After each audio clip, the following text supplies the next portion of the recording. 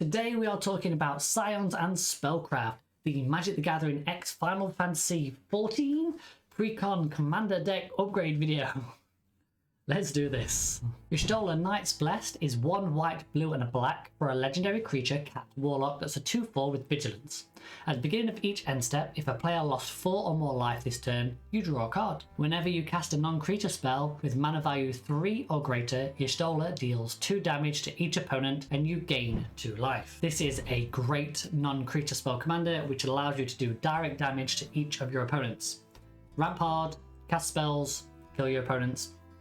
Love it. Out of the box, Y'shtola is pretty solid. We have a decent amount of card draw, even though some of that card draw is a little bit questionable. We also have a decent amount of ramp.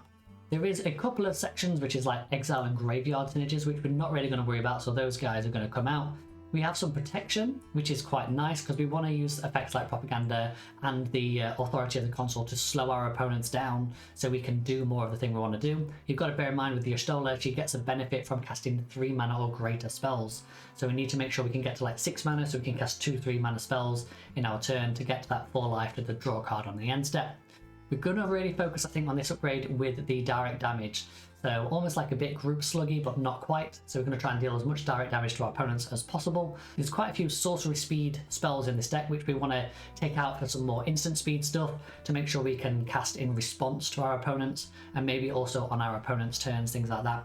We're also running about 22 creatures by default. We want to trim that down just a little bit and really focus on this non-creature element. So here's what I'm taking out the deck. Dig Through Time, Hildebrand, Hypnotic Rite, Sage's Nulithis, Yoringa, don't know how you say his name, Ardbert. We've got the Blue Mage's Cane, Cut a Deal, Graha, the backup commander, is coming out. We've got Lingering Soul, Dancer's Chakrams, we've got MX Selch, we've got Rite of Replication, we've got Siphoned Mind, Summon Good King Mog, the, what is that, 12? We've got Coveted Jewel, we've got Sublime Epiphany and Into the Story, all coming out of this deck. Looking at the stats of the Precon, as you can see, the average mana value of the deck is 3.27. With the upgrade, I want to bring that a little bit closer to 3. We are probably going to be over that 3 marker because our commander cares about 3+ at the end of the day. We are heavy in the 2-drop slot as well, which I think I want to reduce down because, like I said, the commander cares about 3+. In terms of the mana base of all Precons could always be upgraded by adding in shocks, Seville lands, things like that. But for the most part, it's all covered. 40% of the deck is white, 37% is blue, and 35% is black. So we've got a fairly even split, which puts even more strain on these Precon-based mana bases.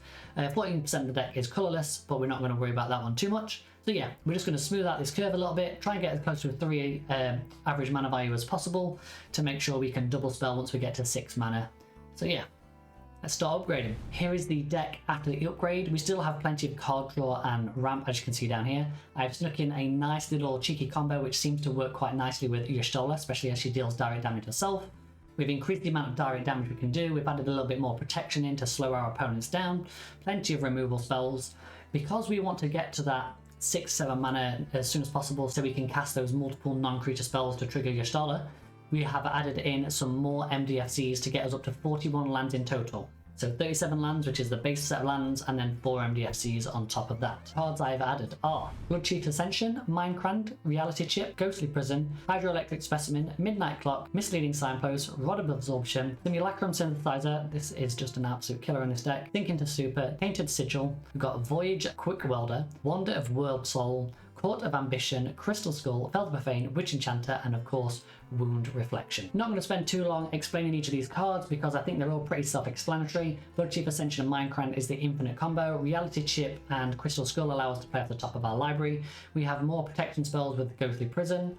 The MDFCs, Hydroelectric Specimen, Sinking to Stupor, Felt Profane, Witch Enchanter just give us more utility as well as making sure we can hit our land drops. We've got Court of Ambition, Wound Reflection to make sure we're dealing more direct damage. Ramp or cost reduction with Voyager Quick Welder. Other forms of ramp is Misleading Signpost, Midnight Clock. Notice these are all 3+ mana, so they are going to trigger our commander. So yeah. Also, Rod of Absorption is just another fantastic way for us to get non-creature spells to cast. Tainted Sigil, also another one.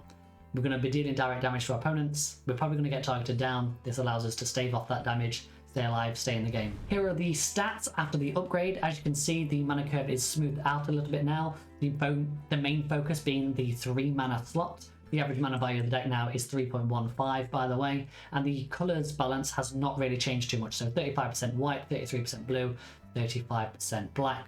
still 14% colourless, which is all covered by the mana base. Just remember, when you're upgrading your mana base, take the tap ones out, put in some non-tap ones, your shocks, your stuff like that. You know what to do.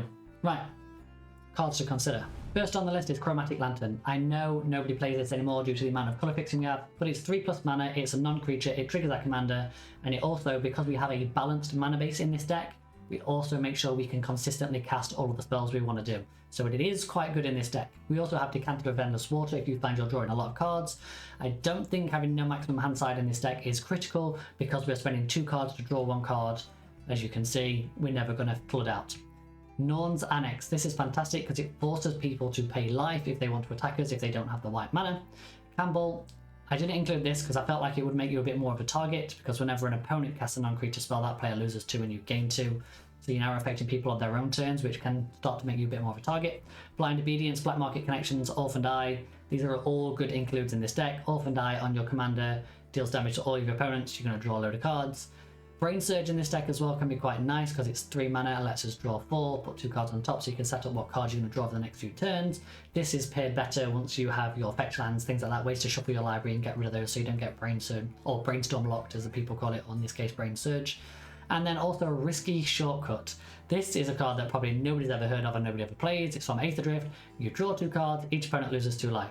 So you cast a non-creature spell, everybody loses 2, you then draw 2, each opponent loses 2, you've hit the magic 4 just by casting 1 spell. Risky Shortcut, a common from Aether Drift that I think is a fantastic include in this deck. And there we have it, that is Y'shtola Knight's Blessing, the Scions and Spellcraft Final Fantasy 14, Magic the Gathering X Final Fantasy Precon, all that malarkey wound up and done here. The deck out the box, like I said, is pretty good, plenty of card draw, plenty of ramp, and that's the 2 key elements you really want to focus on with this deck. So if you're going to start upgrading, upgrade those bits first. Make sure you've got consistency in those areas, and you'll be good to go. If you want to check out the other Precon upgrades I have done, there'll be a whole video over here which you can go check out on that. And if you've not subscribed to the channel yet, but you're enjoying this type of content, click on my face over here and you'll be able to subscribe and you'll see more of this stuff. Right, thank you for your support, thank you very much for watching, and I will see you all in the next video. Goodbye for now.